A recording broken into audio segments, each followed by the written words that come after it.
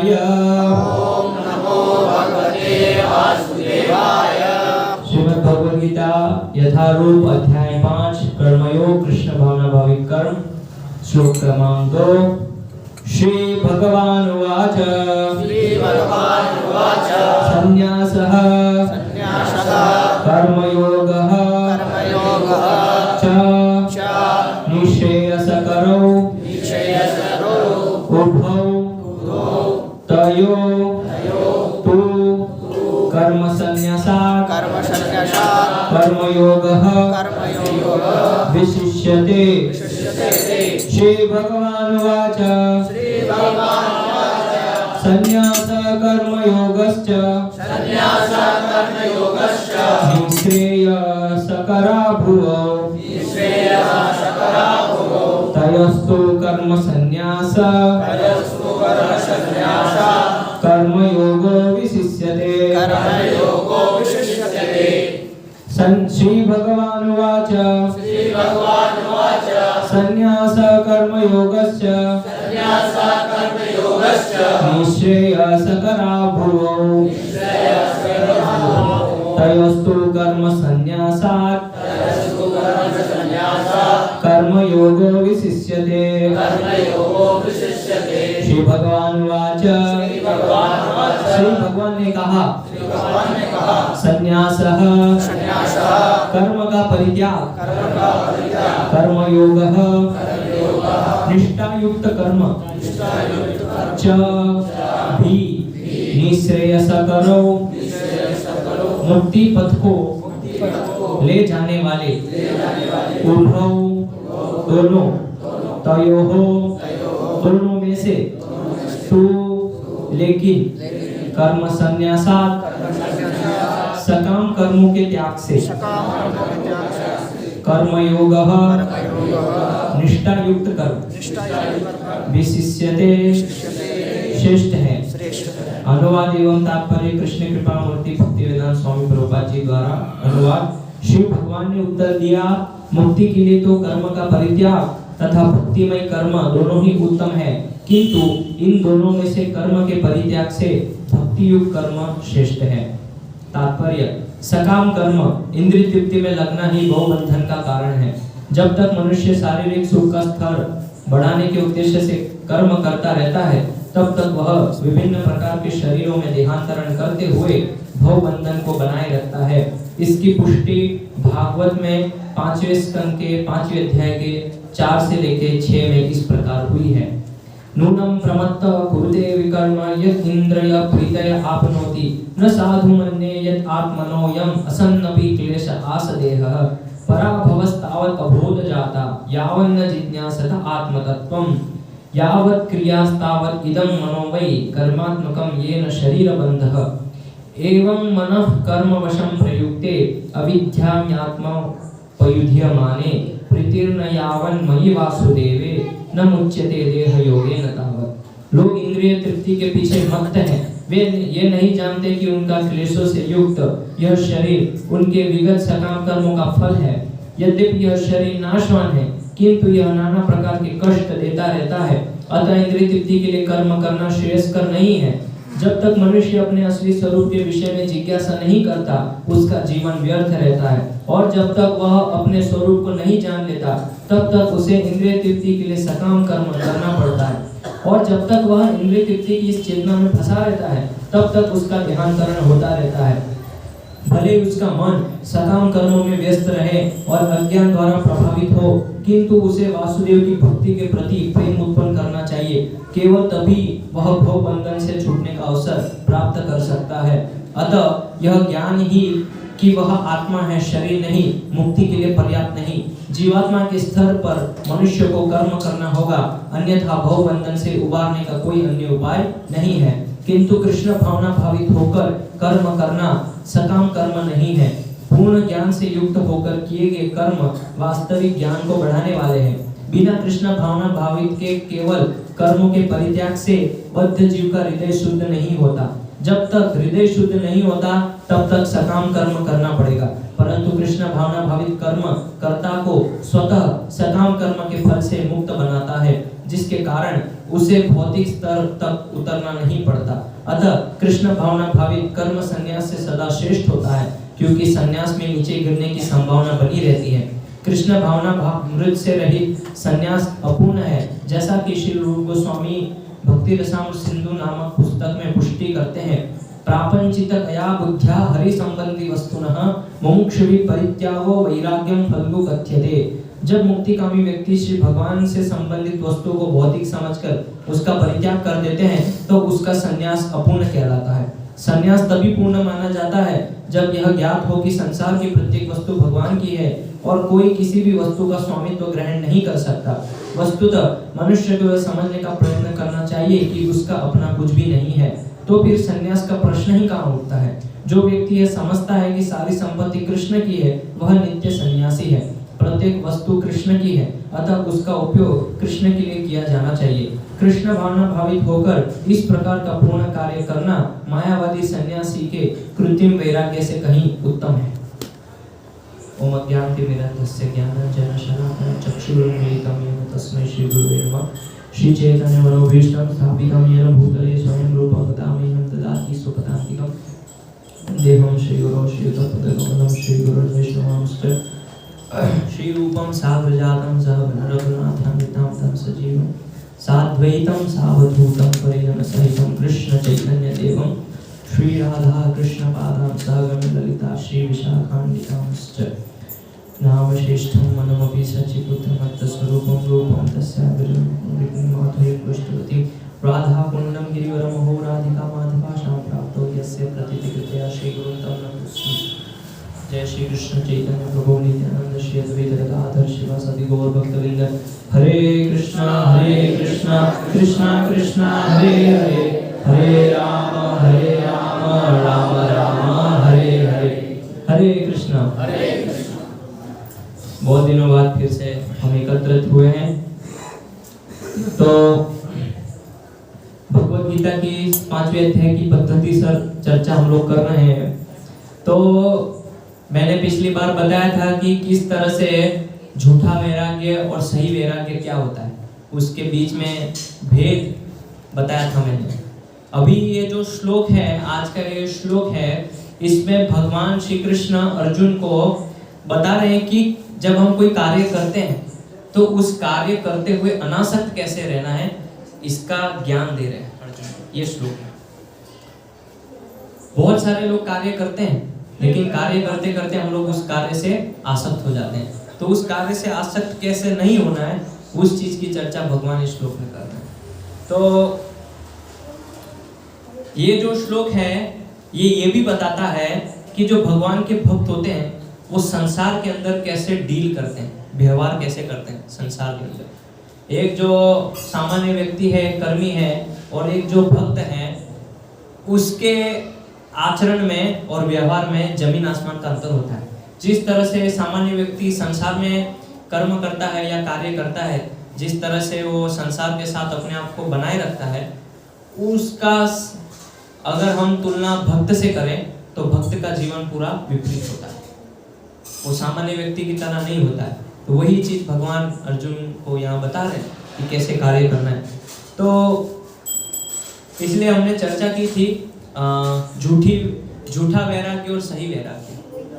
बहुत सारे साधु संत होते हैं, वो सब चीजों को त्याग देते हैं ये कह के कि ये माया है, ऐसा बोल के इस सारा जगत जो है वो माया है, इसलिए इसको छोड़ दो। लेकिन हम क्या बोलते हैं, जो भक्त हैं वो क्या बोलते हैं कि ये सारी संपत्ति कृष्ण की है और हमारे स्वामी भगवान कृष्ण हैं, हम भगवान के दास हैं। तो दास को भगवान ने जिम्मेदारी दी है, इसीलिए वो भगवान हमें सारी वस्तुएं प्रदान करते हैं और हम उसको भगवान की सेवा में लगाते हैं। इतना अंतर है। हम वो चीज को अपने लिए नहीं लगा रहे, वस्तुएं हमारे पास भी है, लेकिन उस वस्तु को हम भगवान के पास ले जाके अर्पण करते हैं। और जो झूठा वैराग्य करते हैं वो सब छोड़ देते हैं। तो ये अंतर है। तो वास्तव में देखा जाए तो इस जगत के अंदर सभी आसक्त हैं अपनी अपनी चीजों से। कोई ये नहीं बोल सकता कि मैं पूर्ण रूप से अनासक्त हूँ, वैराग्य है मेरे अंदर, पूर्ण रूप से मैं वैराग्य हूँ, ऐसा कोई नहीं कह सकता। मैं चैलेंज देता हूँ आप लोग को, अगर ऐसा है तो आप हाथ उठा सकते हैं। जो साधु महात्मा होते हैं वो, आप लोग का तो घर है, संपत्ति है और पत्नी है, बच्चे हैं, तो बहुत सारी आपके पास ऐसी चीजें हैं जिनसे आप आसक्त हो सकते हैं। लेकिन कभी कभी लोगों को ऐसा लगता है कि ये साधु महात्मा सन्यासी है तो ये वैरागी है, इसके अंदर कोई आसक्ति नहीं। नहीं, ऐसा नहीं है। साधु अपने लंगोटी से आसक्त होता है, अपने कपड़े से आसक्त होता है। इसकी एक कथा बताता हूँ मैं। तो बहुत साल पहले, करीब 2000 साल पहले, रामानुजाचार्य श्री संप्रदाय दक्षिण भारत में रामानुजाचार्य हुए। 4 अलग अलग जो संप्रदाय हैं, तो रामानुजाचार्य अपने शिष्यों को जो हैं, ब्रह्मचारी शिष्यों को, सन्यासी शिष्यों को साथ में लेके चलते थे ऐसे भ्रमण के लिए, प्रचार के लिए। तो वो एक जगह धर्मशाला में वहां पे निवास करने के लिए रुक गए रामानुजाचार्य अपने शिष्यों के साथ। तो वो रामानुजाचार्य ने ऐसा सोचा कि मेरे ये जो ब्रह्मचारी शिष्य हैं, मैं इनकी परीक्षा लेना चाहता हूँ कि ये आसक्त है कि नहीं अपनी चीजों से। तो क्या हुआ कि जब धर्मशाला में सभी ब्रह्मचारी सन्यासी पहुंचे तो सबने स्नान इत्यादि किया, संध्या वंदन किया, तो नहा धो के कपड़े सुखा दिए शाम को। तो सब शिष्य जब सो गए तो रामानुजाचार्य रात में उठ के 2-3 ब्रह्मचारी का लंगोट फाड़ दिया। ये सत्य घटना है। और उन्होंने ये देखने का प्रयास किया कि ब्रह्मचारी लोग क्या करते हैं, ये देखना चाह रहे थे। तो क्या हुआ, सुबह सब ब्रह्मचारी उठे और नहा धो के गए, कपड़े देखा तो लंगोट फटा हुआ है, धोती फाड़ा हुआ है। तो सोचा कि किसी ब्रह्मचारी ने किया होगा, तो उसने तीसरे का धोती फाड़ दिया। फिर जब चौथा आया तो उसने सोचा इसने किसी ने फाड़ा होगा, इसलिए उसने 5वें का धोती फाड़ दिया। ऐसे करते करते सुबह जो 50 ब्रह्मचारी थे, देखा सबके कपड़े फटे हुए। तो रामानुजाचार्य ने बोला, आप लोगों ने सब कपड़े क्यों फाड़े? तो बोले उसने मेरा फाड़ा इसलिए मैंने उसका भी फाड़ दिया। तो बोले आप लोग लंगोट से इतना आसक्त हैं?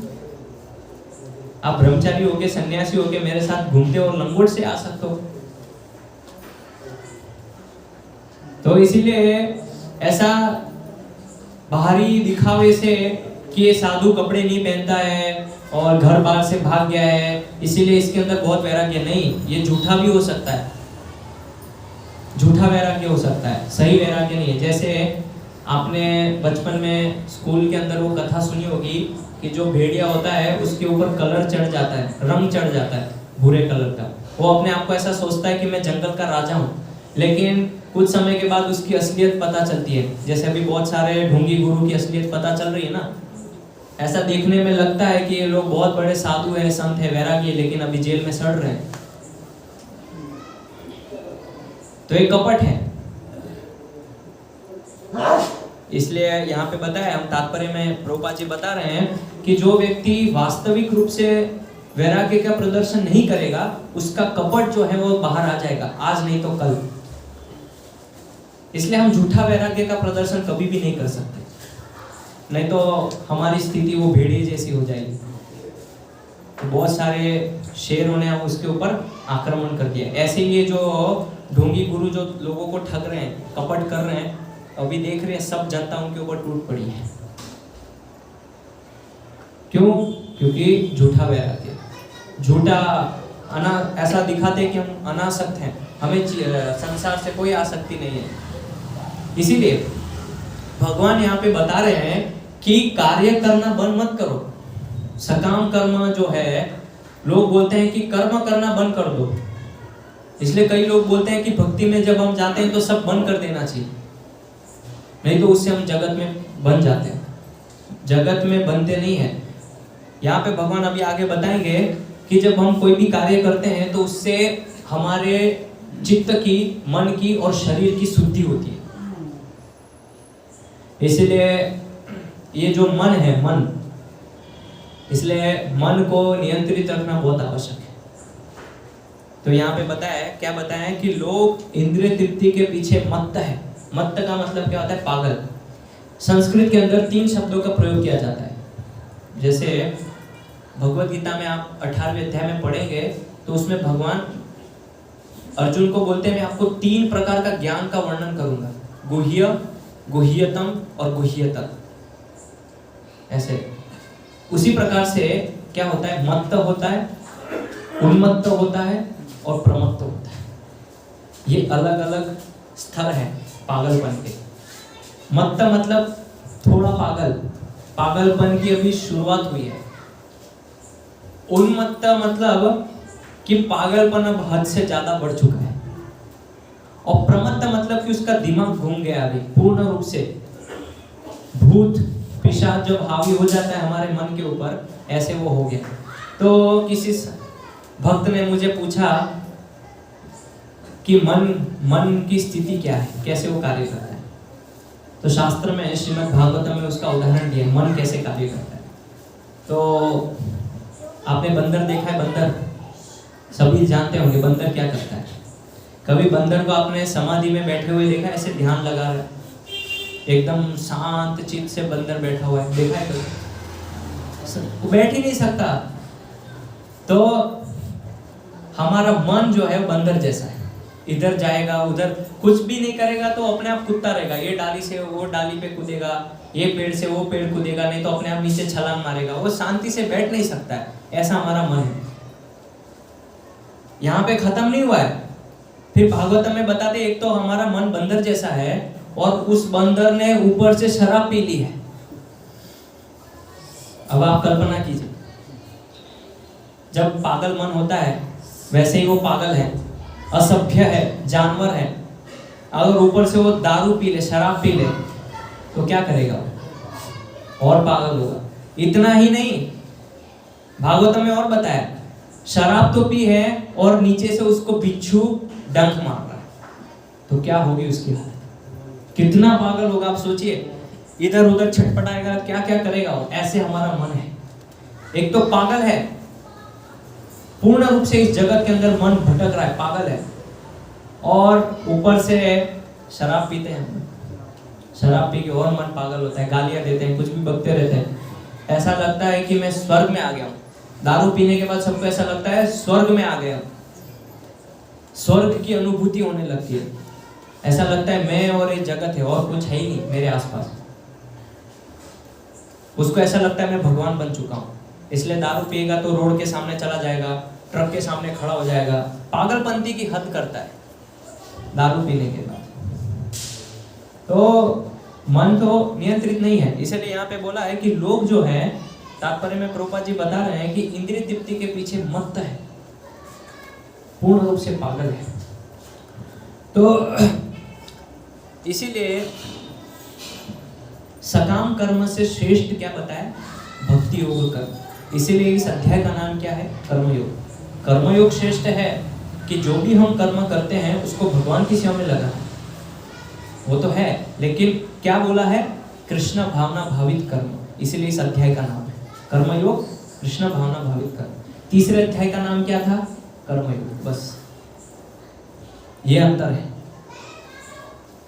तो जब हम अपने मन को नियंत्रित नहीं करते हैं तब तक हम इस पागल की भांति, जैसे पागल होता है तो पागल खाने में आप जाएंगे तो लोग कुछ भी बोलते हैं, बोलते हैं कि मैं नरेंद्र मोदी हूँ, मैं इस देश का राष्ट्रपति हूँ। वो पागल है, उसको नहीं पता है वो क्या बोल रहा है। ऐसे ही सब सोचते हैं कि मैं इस जगत का भोगता हूँ।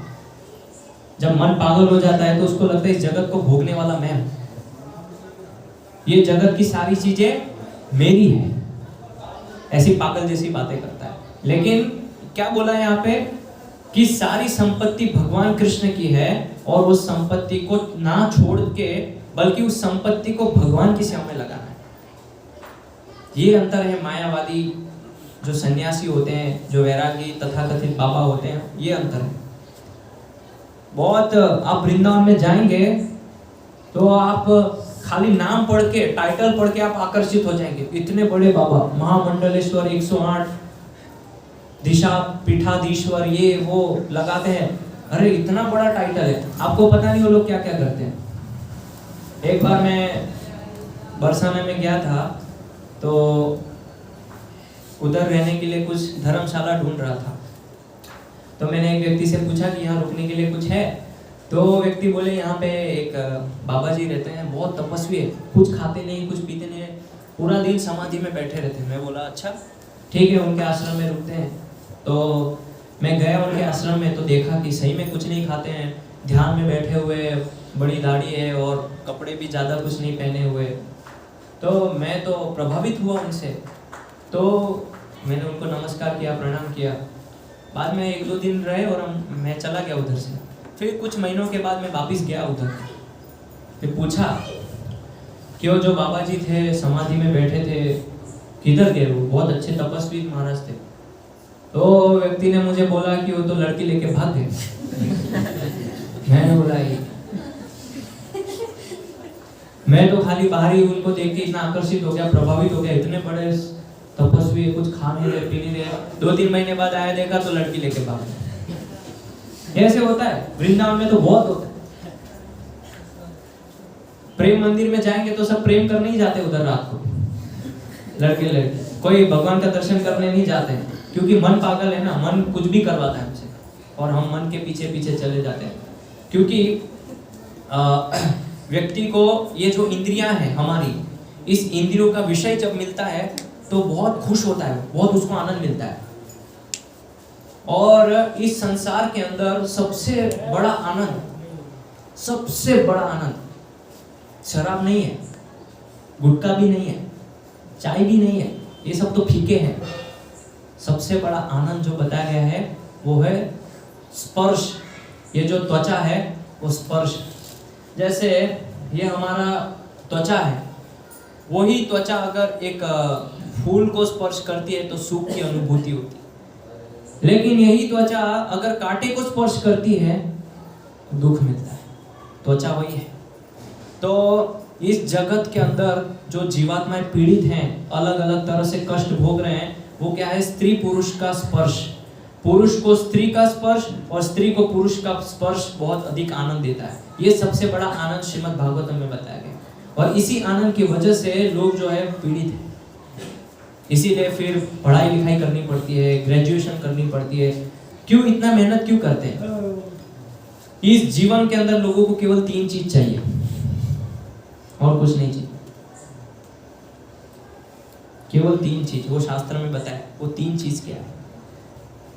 अच्छी धन संपदा होनी चाहिए, गरीब नहीं होना चाहिए, वेल सेट, घर एकदम बड़ा होना चाहिए, सैलरी एकदम बढ़िया होनी चाहिए, और अच्छा बंगला होना चाहिए।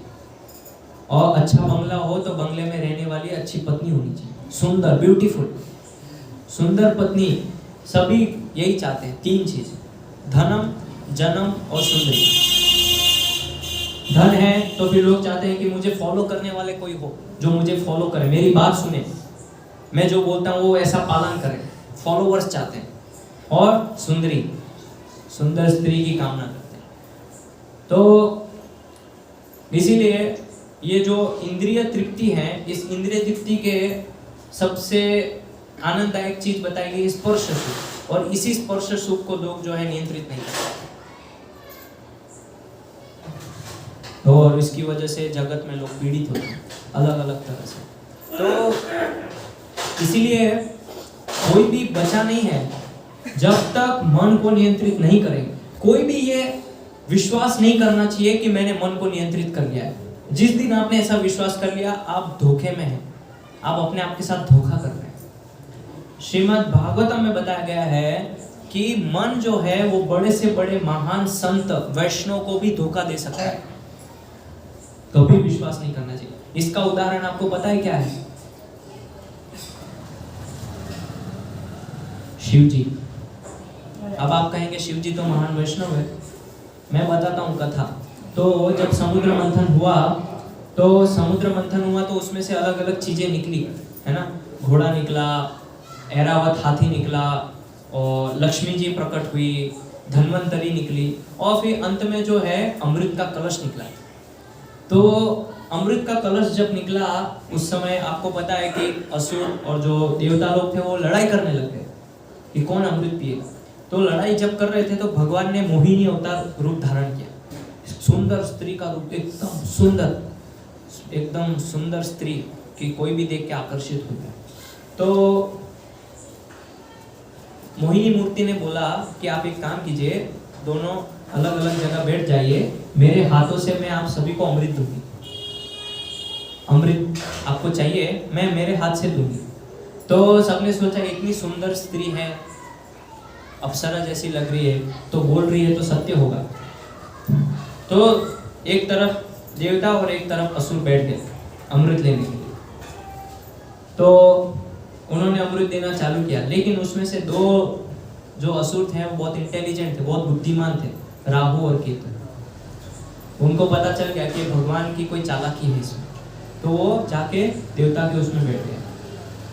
तो मोहिनी मूर्ति जो कि भगवान विष्णु का ही रूप है, वो जब अमृत दे रही थी तो चंद्र और सूर्य ने बताया कि ये तो असुर हैं। तो जैसे ही वो पीने लगे भगवान ने तुरंत सुदर्शन चक्र छोड़ा और राहु और केतु का गला काट दिया। अभी हुआ ये कि राहु और केतु का गला काटने से जब धरती के ऊपर खून गिरा तो उसमें से आमिष आहार प्रकट हुआ। आमिष आहार मतलब आपका जैसे प्याज है, लहसुन है, मशरूम है, ये सारे आमिष आहार में आते हैं, लेकिन लोग इसको खाते हैं, आसुरिक आहार है, ये सब प्रकट हुआ उसमें से।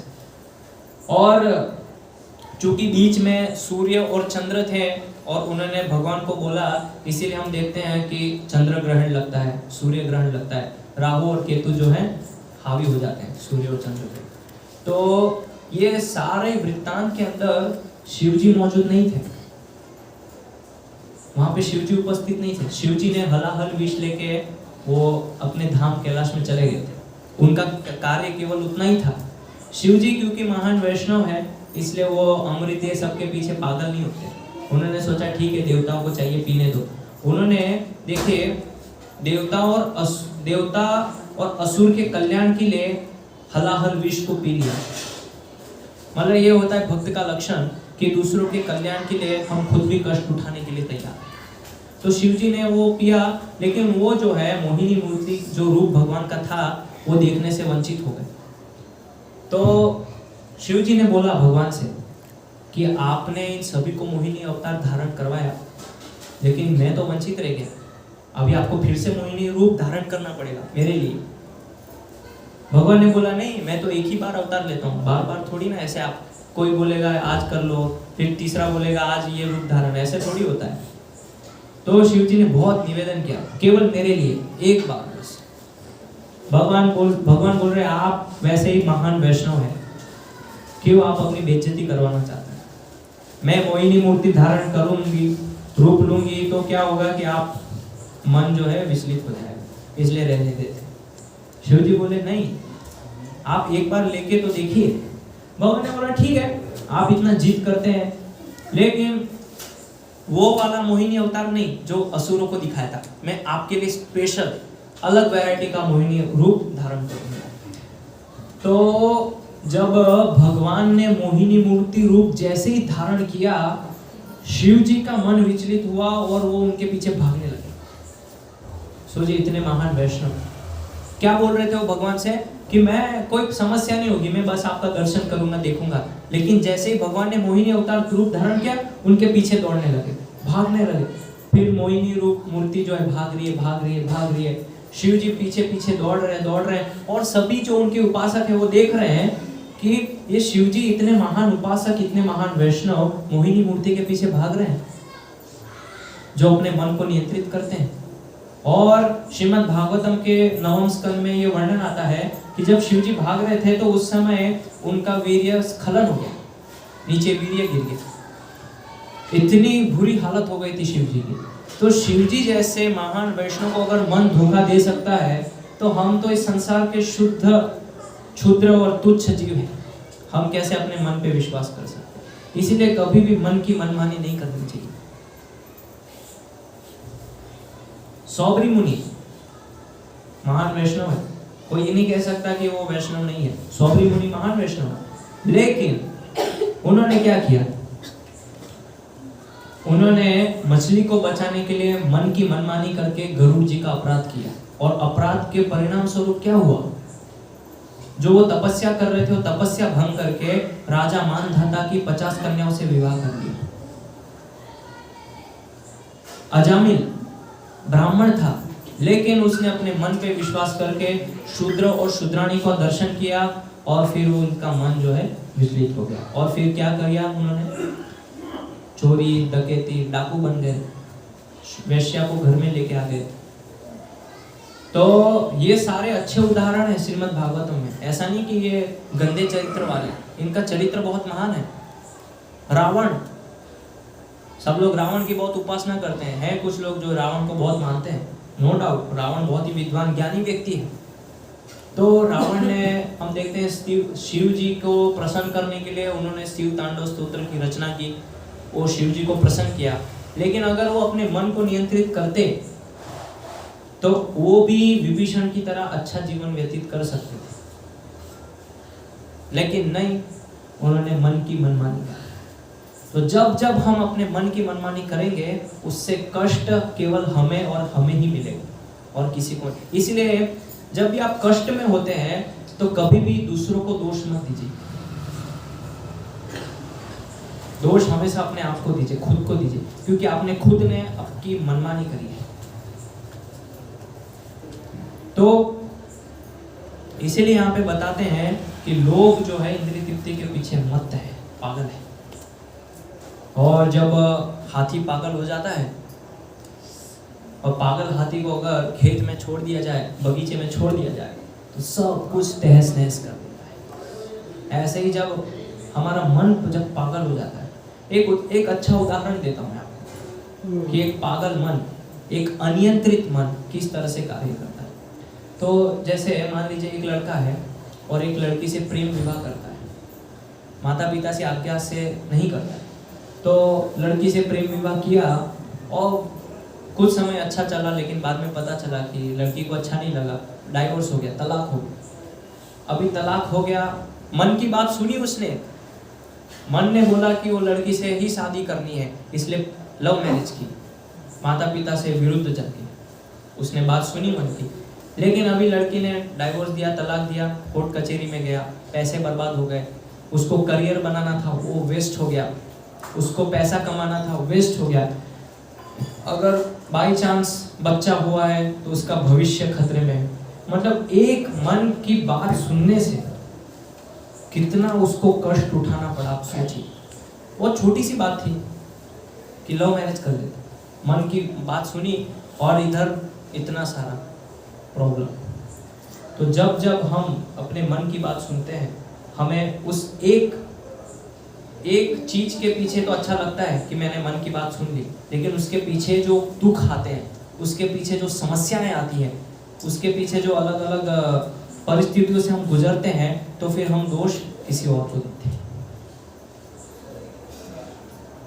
हम दोष संबंधी जनों को देते हैं, हम दोष अपने मित्र जनों को देते हैं, परिवार जनों को देते हैं, हम दोष भगवान को देते हैं, हम दोष गुरु को देते हैं, हम दोष ब्राह्मणों को देते हैं, हम दोष शास्त्रों को देते हैं, हम दोष जो है भगवान के नाम को देते हैं। लेकिन कोई भी व्यक्ति दोष अपने आप के ऊपर नहीं लेता। मैं भगवान का नाम लेता था इसलिए मेरे साथ ऐसे हुआ, मैंने वो गुरु की बात सुनी इसलिए मेरे साथ ऐसा हुआ, मैंने उस मेरे फ्रेंड की बात सुनी, मेरे मित्र की बात सुनी इसलिए मेरे साथ ऐसा हुआ, मैंने उस परिवार वाले की बात सुनी। लेकिन आपने सुनी क्यों? That is the question. वही प्रश्न मार्क है, सुना क्यों आपने? वो तो आपके हाथ में था। तो मनमानी किसने की? उन्होंने तो नहीं बोला कि करना ही। तो मन को जो है बुद्धि से ही नियंत्रित किया जा सकता है, और कोई उपाय नहीं है। आप सोचो कि मैं जो है मन को अलग अलग तरीके से उसको नियंत्रित करने का प्रयास करता हूँ, कुछ नहीं है, कपट है। जो योग, ये आजकल लोग जो योग करते हैं, अलग अलग गार्डन में जाते हैं और योगासन करते हैं, वो कोई मन नियंत्रित करने का साधन नहीं है।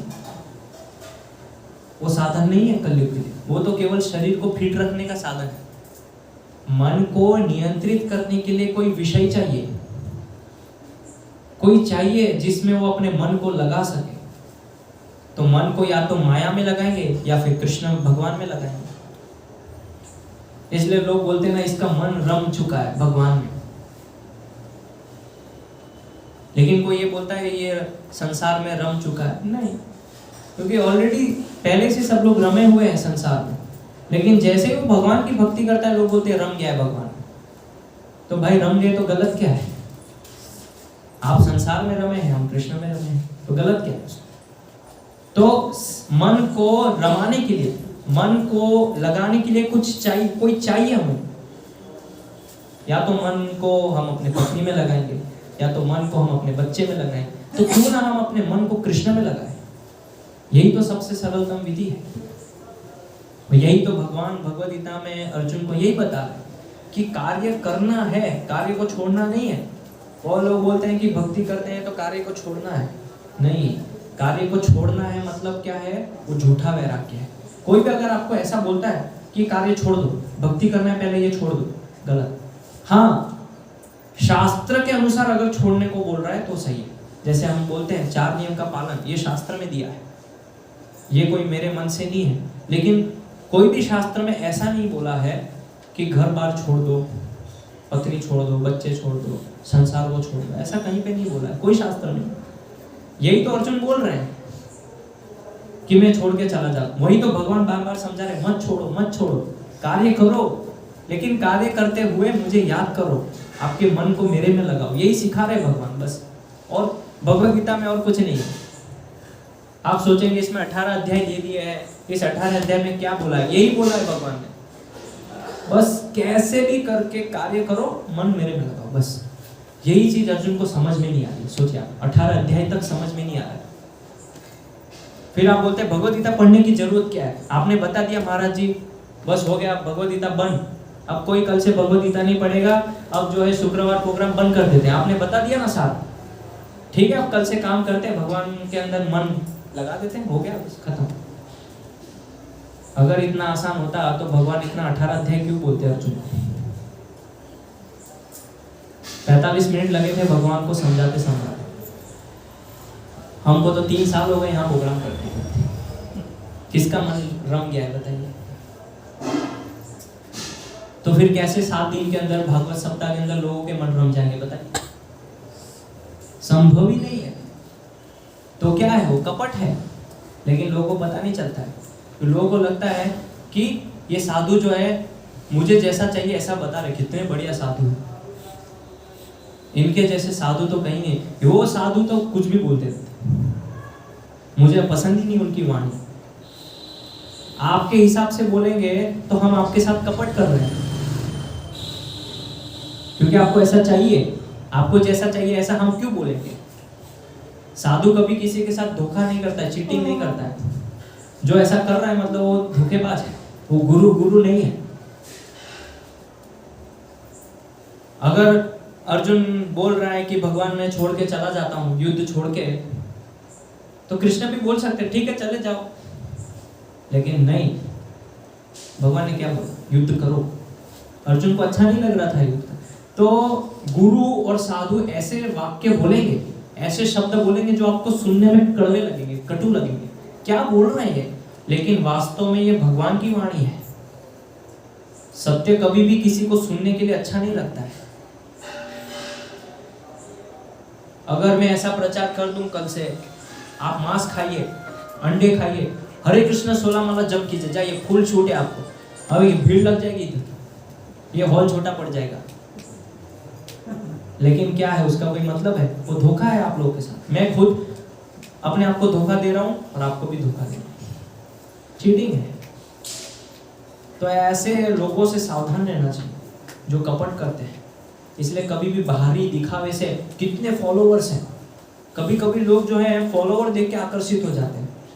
कभी कभी लोग सोचते हैं ये गुरु का नाम बहुत लंबा है, टाइटल बहुत लंबा है, इसलिए मैं इनसे दीक्षा लूं। अरे भाई टाइटल में क्या रखा?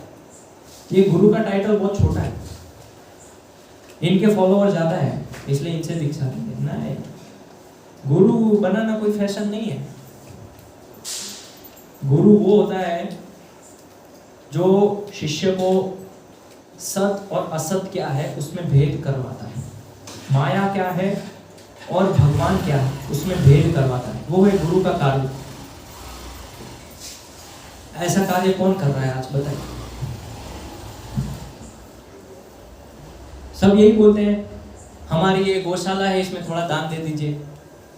जब भागवत कथा होती है तो क्या बोलते हैं? हमारी गौशाला, इसमें दान कर दीजिए, हमारे यहाँ गरीब आते हैं उनको कुछ खिला दीजिए। ये करने के लिए, ये तो शास्त्र में कहीं बोला ही नहीं है इस प्रकार से,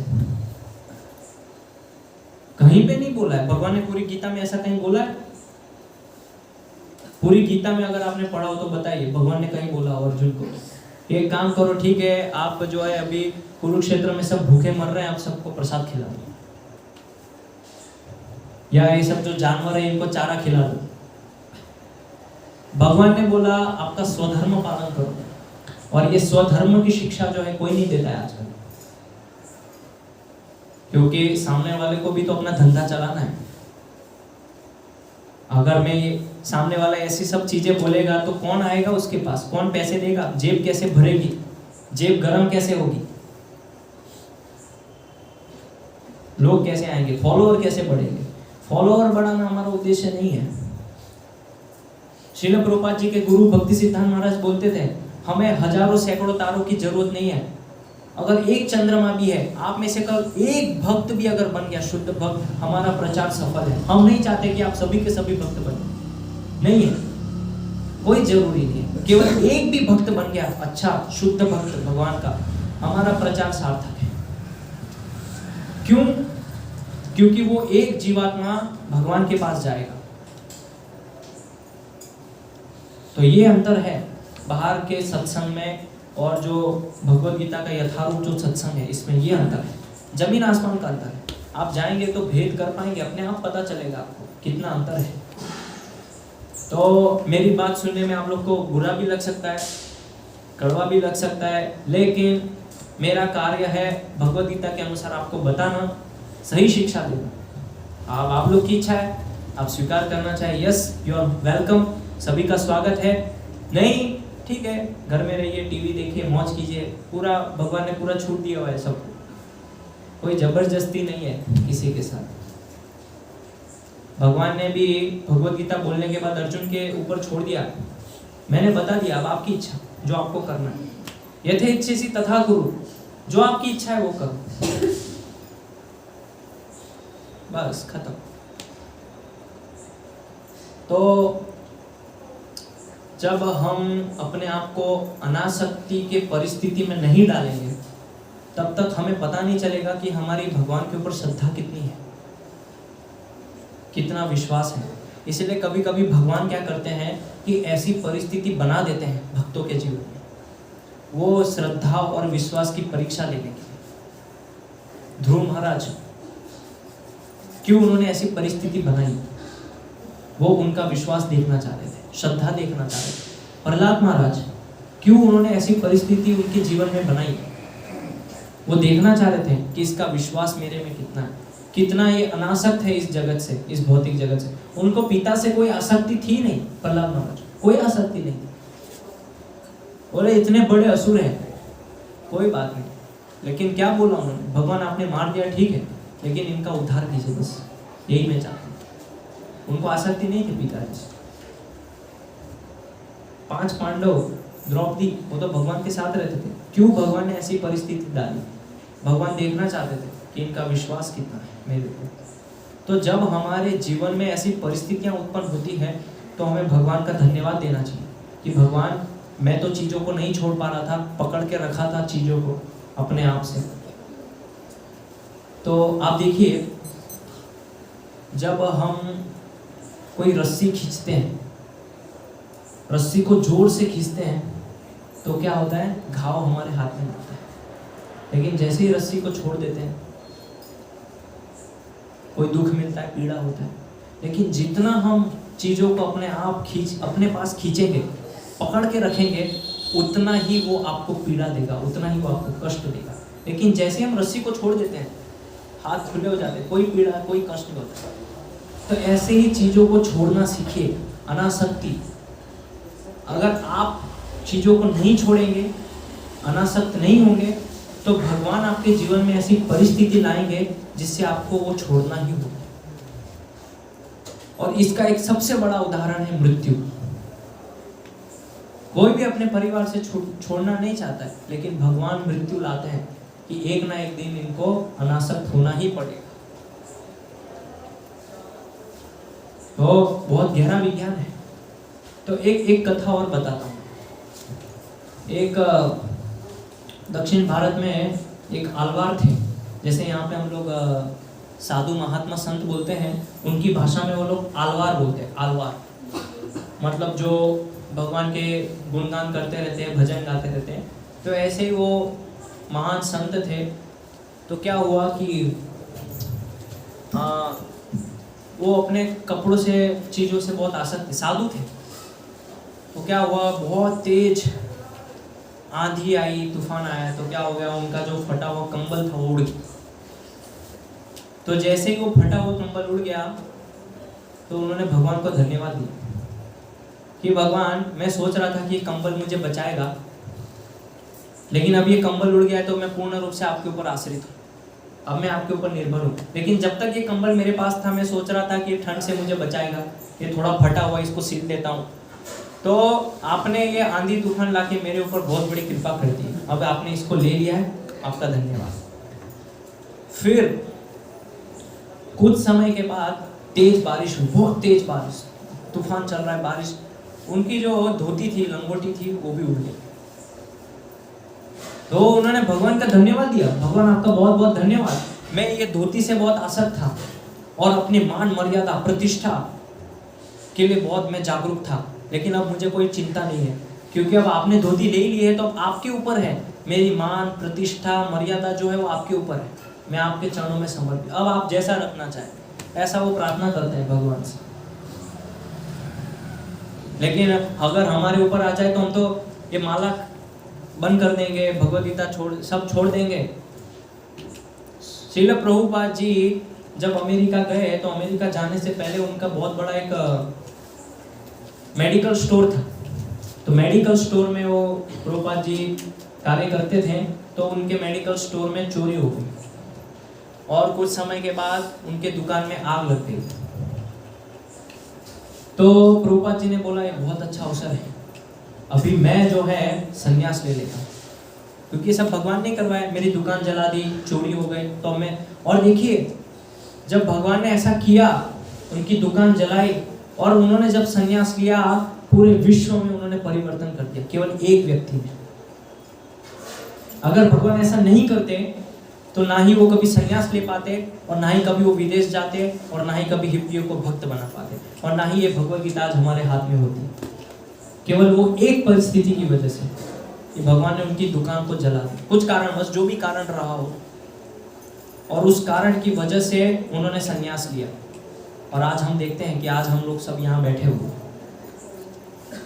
तो हमें नहीं पता है भगवान हमारे ऊपर जब संकट डालते हैं, परिस्थिति डालते हैं, तो हमसे क्या करवाना चाह रहे हैं हमें नहीं पता है। लेकिन हम क्या है, हमारी बुद्धि है ना बहुत गंदी है, चेतना बहुत गंदी है, इसीलिए हम जो है सीधा भगवान के ऊपर दोषारोपण करते हैं, कभी भगवान का धन्यवाद नहीं करते। लेकिन जैसे ही सुख आता है भगवान को धन्यवाद करते हैं। दुख में भी भगवान का धन्यवाद करना चाहिए,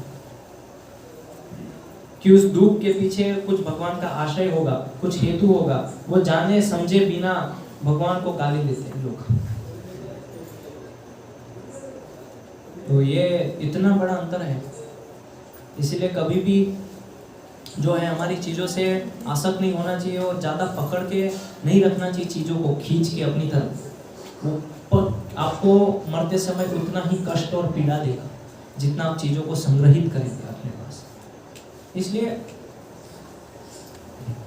एक भक्त से मैं मिला था, तो वो ब्रह्मचारी बनना चाहते थे, लेकिन उनके माता पिता वृद्ध थे और उनकी सेवा करते थे। तो कुछ समय के बाद उनके माता पिता की मृत्यु हो गई, और जब मैं उनसे मिला तो इतने खुश थे प्रभु जी, मैं बहुत खुश हूँ, अब मैं ब्रह्मचारी बन सकता हूँ। माता पिता चले गए, भगवान के पास चले गए, तो थोड़ा घर में भी देखता था मंदिर, लेकिन अब मैं पूर्ण रूप से समर्पित हो जाऊंगा मंदिर। इतना खुश हो गए, इतना खुश हो। आपके साथ ऐसा हो जाएगा तो मुझे नहीं लगता आप लोग इतना खुश होंगे। सही में वो भक्त इतना खुश थे, उन्होंने सबको प्रसाद खिलवाया, दिल खोल के प्रसाद बांटा, खाओ जिसको जितना, हलवा पूरी सब्जी, दिल खोल के। मैं आज बहुत खुश हूँ कि अब मैं आज से मेरे जीवन को भगवान की सेवा में लगाना। इतना खुश थे, उनके माता पिता मर गए। हम लोग खुश होंगे? संभव नहीं है, इतना आसान नहीं है। वो जब परिस्थिति आएगी तब पता चलेगा कि हमारी श्रद्धा और विश्वास क्या है। इसीलिए ज्यादा संग्रह मत कीजिए चीजों का। अगर आपका काम जो है 4-5 कपड़ों में हो जाता है तो क्यों अलमारी भर के कपड़े रखना है? क्या जरूरत है? लोग सोचते हैं कि 3 महीने में 30 दिन होते हैं, इसलिए 30 जोड़ी होना चाहिए। एक दिन अलग अलग कलर के कपड़े पहने। और कपड़े भी कैसे होते हैं? कभी इधर से फटा होना चाहिए, आज यहाँ फटा है तो कल है ना इधर से फटा हुआ लेंगे, अभी यहाँ फटा हुआ है तो घुटने पे फटे हुए पैंट लेंगे। ऐसी स्टाइल है, मूर्खता है, बेवकूफी है। भिखारियों को पहनने के लिए कपड़े नहीं, यहाँ पे लोग जानबूझ के कपड़े फाड़ रहे हैं फैशन के लिए। मूर्खता नहीं है तो बेवकूफी नहीं है तो क्या है? आप जाइए छोटे छोटे गाँव में, झुपड़पट्टियों में, बेचारे जो बच्चे हैं उनको पहनने के लिए कपड़े नहीं है, और यहाँ पे लड़कियां जो कपड़े फाड़ती है, फाड़ के छोटे कपड़े पहन के आती है। भाई उतना ही कपड़े नहीं पहनना है तो वेश्या बन जाइए ना। वो जो गरीब है वो कम से कम उनको वो काम में आएगा। तो पूरी मूर्खता है। हमारे शरीर को ढकने के लिए 3-4 जोड़ी कपड़े पर्याप्त है, नहीं आवश्यकता है ज्यादा कपड़ों की। लोग विशेष करके माताएं जब जाती है प्रोग्राम में तो देखते हैं प्रोग्राम में जाने से पहले तो पति तो इतने परेशान होते हैं कि उनको 1 घंटे पहले बोलना पड़ता है कि आज प्रोग्राम में जाना है। अगर 6 बजे जाना है तो 4 बजे बोलना ही पड़ेगा, तभी तो 6 बजे रेडी होगी। पहले जाएंगे अलमारी में देखेंगे कौन सी साड़ी सिलेक्ट करो, अब उसके ऊपर साड़ी सिलेक्ट किया तो फिर देखना पड़ेगा ये जो चूड़ियां हैं कौन सी मैच होगी, और वो मैच हो गई तो फिर देखेंगे इसके ऊपर लिपस्टिक कौन सी मैच होगी। आधा समय तो उसमें मूर्खता है, बेवकूफी है, समय की बर्बादी पूर्ण रूप से। इसीलिए बोला है लोग इंद्रिय तृप्ति के पीछे पागल है, मत है, समझ नहीं रहे। बहुत ज्यादा पैसा है तो भगवान की सेवा में दीजिए, काम आएगा। क्या करेंगे इतने सारे कपड़े, कहाँ लेके जाएंगे? चप्पल भी होता है तो अलग अलग कलर की चप्पल, तो हील वाली पहनना है, सैंडल पहनना है। आज इस बार मैंने स्पोर्ट्स का शूज लिया था, अभी नाइकी का शूज लेना है, वो लिया तो अभी रिबॉक का लेना है, अभी ट्राई करना है, अभी फ्लाइट का चप्पल लेना है, पैरागॉन का लेना है। भाई चप्पल होता है, नाम में क्या रखा है कि रिबॉक का पहनेगा तो ही वो चप्पल गिनाएगा, या पैरागॉन का पहनेगा तो ही वो चप्पल गिनाएगा। चप्पल है, पाँव में चप्पल होनी चाहिए। आप समझ रहे? इतना बड़ा, कितना लोग पागल है, मूर्ख है, समय को समझ नहीं रहे कितना मूल्यवान है। इसीलिए भगवद गीता की जो शिक्षा है, ये जो मैं आपको बोल रहा हूँ अभी, ये कोई नहीं बोलेगा आपको। कौन बोलेगा आपको ये सब? अभी 99% लोगों को बुरा लग रहा हूँ, मैं गारंटी, चैलेंज दे रहा हूँ, मन में मुझे गालियां दे रहे होंगे, गारंटी है मेरी। क्या बोल रहे हैं प्रभु जी, इधर आके कुछ भी बोल रहे हैं बस, लेकिन ये सत्यता है। तो ये जो हमारे पास कपड़े होते हैं, 3 जोड़ी कपड़ा होता है बस, और एक ही कलर है, सोचना भी नहीं पड़ता। आंख बंद करके अंधेरे में भी जाएंगे तो पता है यही कलर का कपड़ा पहनना है, इसमें क्या सिलेक्शन करना है। अंधे को भी बोलेंगे तो वो भी लेके आ जाएगा, लाल कपड़ा पहनना है बस, खत्म। सिंपल लाइफ, एकदम जीवन सिंपल होना चाहिए। जितना लाइफ को सिंपल बनाएंगे उतना आपको समय मिलेगा भगवान को चिंतन करने के लिए, भगवान की भक्ति करने के लिए। अभी लोग बोलते हैं भगवद गीता पढ़ने के लिए टाइम नहीं है, माताएं बोलती है घर में समय कहाँ है भाई? समय, सही में समय नहीं है। समय अगर साड़ी और इसमें सिलेक्ट करने में जाएगा तो टाइम कहाँ बचेगा? बात तो सही है माताओं की। अगर वो टाइम को बचा के अगर 2 पेज भगवद गीता पढ़ ले कोई नुकसान हो जाएगा, लेकिन नहीं, समय नहीं है। पुरुषों के पास समय नहीं है। कहाँ से समय मिलेगा? चौपड़ खेलेंगे, पत्ते खेलेंगे, रेस्टोरेंट में जाके शराब पिएंगे, कहाँ से टाइम मिलेगा? समय ही नहीं है ना। समय है, लेकिन समय को गलत जगह लगा दुरुपयोग कर रहे हैं। ऐसा कोई भी व्यक्ति नहीं है जिसको भगवान ने 26 घंटे दिए हो कि 2 घंटा आपको भगवद गीता पढ़ने के लिए मैं एक्स्ट्रा दे रहा हूं। आप क्योंकि मेरे भक्तों को, इसीलिए मैं भक्तों को विशेष करके छूट देता हूं, मेरी तरफ से 2 घंटा कॉम्प्लीमेंट एक्स्ट्रा भगवान नहीं देंगे। 24 घंटे में हमको करना है जो भी करना है, समय निकालिए। अगर आप इस चीज को महत्व देते हैं, आपके जीवन में ये महत्व रखता है, तो ही तो आप समय देंगे ना, नहीं तो क्यों देंगे? क्योंकि आपके लिए इसका कोई महत्व ही नहीं है आपके जीवन में। भागवत में बताया गया है कि श्रीमद् भागवत जो है वैष्णव का प्राण है, भगवद गीता वैष्णव के प्राण है। लेकिन आजकल हमारा प्राण फोन है, हमारी आत्मा जो है फोन के अंदर है, आत्मा यहाँ नहीं है। ये जो बुद्धि मन है वो इसमें है। अगर इसको ले लिया जाए तो मृत है, चेतना नहीं है उसके अंदर। जैसे तड़पते हैं ना लोग, किसी को आप अधमरा छोड़ दो कैसे तड़पता है, ऐसे फोन ले लोगे तो तड़पेगा वो। इतना अटैच्ड हो गए फोन से, कपड़ों से, नई नई गाड़ियां से, नई नई चप्पलों से। तो वही मैं बोल रहा हूँ, उस आसक्ति को छोड़ के भगवान में आसक्ति लगाइए, तो आपका फायदा होगा, कल्याण होगा, नहीं तो नहीं होगा। नहीं तो ऐसे ही भागवत सप्ताह कराते रहिए, सुनते रहिए, ऐसे ही बस आए और चले गए, हो गया कल्याण। बस जैसे दूसरे लोग कर रहे हैं ऐसे आप भी कीजिए, यही अंतर है। इसको समझने का प्रयास कीजिए आप। तो यहाँ पे विराम करते हैं। किसी को बुरा लगा हो उसके लिए क्षमा प्रार्थी हूँ, क्षमा कर दीजिए। लेकिन मेरा कर्तव्य है आपको बताना, इसलिए जो जिसको समझ में आए तो अच्छा है, नहीं आए तो फिर पागल है, मूर्ख है। क्योंकि भगवान गीता में स्पष्ट रूप से अर्जुन को बता रहे हैं, और अगर आप यहाँ पे आ रहे हैं इतने सालों से फिर भी आप नहीं समझ रहे हैं तो फिर कुछ नहीं। ब्रह्मा जी भी आके आपको सुधार नहीं सकते, भगवान कृष्ण भी आके अगर गीता सुना देंगे तो भी आपको समझ में नहीं आएगी। जिसको समझना होता है वो 1 सेकंड में समझ जाता है, जिसको नहीं समझना है उसको सालों साल लग जाते हैं तो भी वो नहीं समझता। क्यों? क्योंकि जैसे मैंने बोला कि हमारे जीवन में इसका कोई महत्व नहीं है। जिसके जीवन में जिस चीज का महत्व होता है वो उसी के लिए समय देता है। बच्चों के जीवन में महत्व किसका? खेलने का, इसलिए वो खेलने को ही महत्व देंगे। उसको नहीं पता है पढ़ाई करने से मेरा भला होगा, मेरा फायदा होगा। ऐसे ही जो बड़े लोग हैं वो उनके लिए महत्व है पैसा कमाना, घर में परिवार का पालन पोषण करना, वो उनके लिए महत्व है, इसीलिए वो इसको समय नहीं देंगे। जिसके लिए जो महत्व है वो उसी को टाइम देगा। हरे कृष्ण।